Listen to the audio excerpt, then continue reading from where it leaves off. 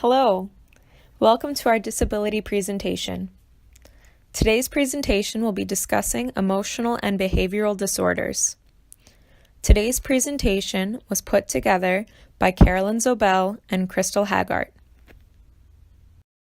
Characteristics of an emotional or behavioral disorder include an inability to learn that cannot be explained by intellectual, sensory, or health factors, an inability to build or maintain satisfactory interpersonal relationships, inappropriate types of behavior or feelings under normal circumstances, a general pervasive mood of unhappiness or depression, and a tendency to develop physical symptoms or fears associated with personal or school problems. In other words, emotional and behavioral disorders are displayed through behaviors such as obvious inappropriate reactions, exaggerated expressions or feelings, or a deficient range of feelings. These characteristics must be extreme to be diagnosed with an emotional and behavioral disorder. According to the Centers for Disease Control and Prevention, approximately 8.3 million children aged 4 to 17 years have parents who've talked with a healthcare provider or school staff about their child's emotional or behavioral difficulties. Nearly 2.9 million children have been prescribed medication for these difficulties. You may want to pause the video to get more specifics down below. Many emotional and behavioral disorders often occur together.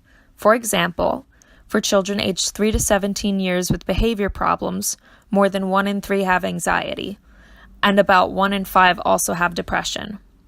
About 3 in 4 children aged 3 to 17 with depression also have anxiety, and almost 1 in 2 have behavior problems.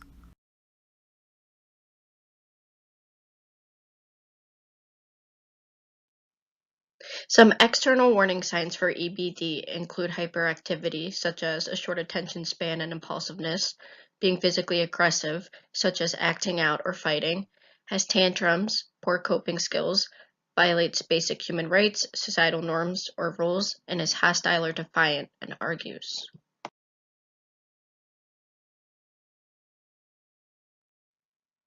Internal warning signs for emotional and behavioral disorders include learning difficulties, where the child is performing below their grade level, depression, withdrawal or not interacting socially with others, as well as anxiety and a racing heart.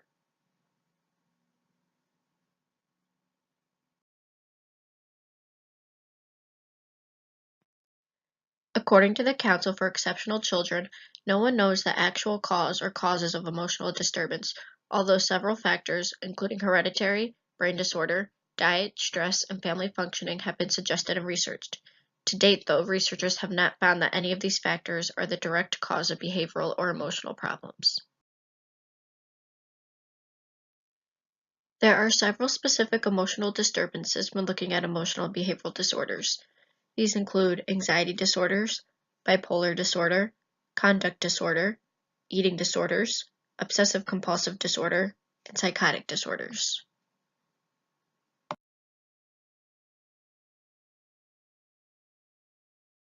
According to the National Alliance of Mental Illness, all anxiety disorders have one thing in common: persistent, excessive fear or worry in situations that are not threatening.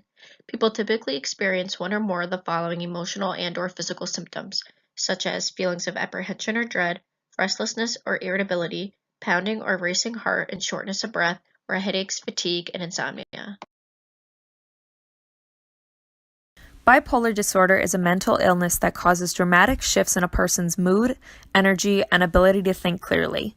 People with bipolar experience high and low moods, known as mania and depression, which differ from the typical ups and downs most people experience. Some symptoms include mirroring extreme mood, actions become more unpredictable, and impaired judgment. Children with conduct disorder have great difficulty following rules and behaving in a socially acceptable way. This may include some of the following behaviors: aggression toward people or animals, destruction of property, deceitfulness, lying or stealing, and truancy of other serious violations of rules. There are many different types of eating disorders. 2 are listed below. Anorexia is when people will deny themselves food to the point of self-starvation. Bulimia is where people will eat large amounts of food during a short period of time. Following this binge, they will purge to get rid of the calories and the guilt. People with obsessive compulsive disorder experience obsessions that are repetitive, intrusive, and irrational thoughts. They combat these with their compulsions, which are repetitive actions or rituals to relieve the stress of the obsession. People with OCD often know these thoughts are irrational, and many try to ignore or suppress them. Symptoms generally last more than an hour each day and interfere with daily life. Psychotic disorders refers to severe mental disorders that cause abnormal thinking and perceptions. Two of the main symptoms of psychotic disorders are delusions and hallucinations. One example of a psychotic disorder is schizophrenia. Some tips for teachers when working with those with an emotional and behavioral disorder include first, understanding the reasoning for the child with the emotional behavioral disorder. Ask previous teachers about interactive techniques that have been effective with the student in the past.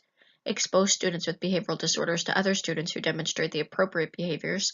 When appropriate, seek input from the student about their strengths, weaknesses, and goals. And as a teacher, you should be patient, sensitive, a good listener, fair, and consistent in your treatment of students with behavioral disorders. Some instructional strategies for working with those with emotional behavioral disorders include communicating clear and consistent messages, enforcing classroom rules consistently, explaining the rules and consequences, and praising all good behavior and performance. Some recommended evidence-based practices for students with emotional behavioral disorders include peer-assisted learning procedures, class-wide peer tutoring, and self-management interventions. Some additional and important information for emotional and behavioral disorders include implementing school involvement strategies that can build school attachment for students with emotional and behavioral disorders. The more support and consistency throughout the child's day, the better the results. And there needs to be school-wide conditions that promote positive behavior, such as clear behavior expectations, the teaching of expected behaviors, consistent and sound responses to rule violations, and individualized programming for more chronic behavioral difficulties.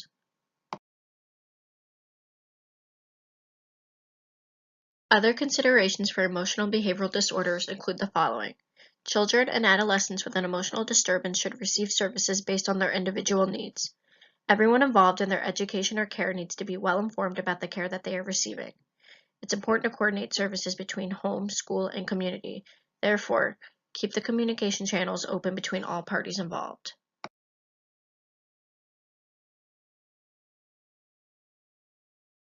Some reflection questions relating to emotional and behavioral disorders include: what tactics would you use to help students with emotional and behavioral disorders in the classroom? What adjustments or modifications would you consider? And how would you create a positive environment for students with emotional and behavioral disorders?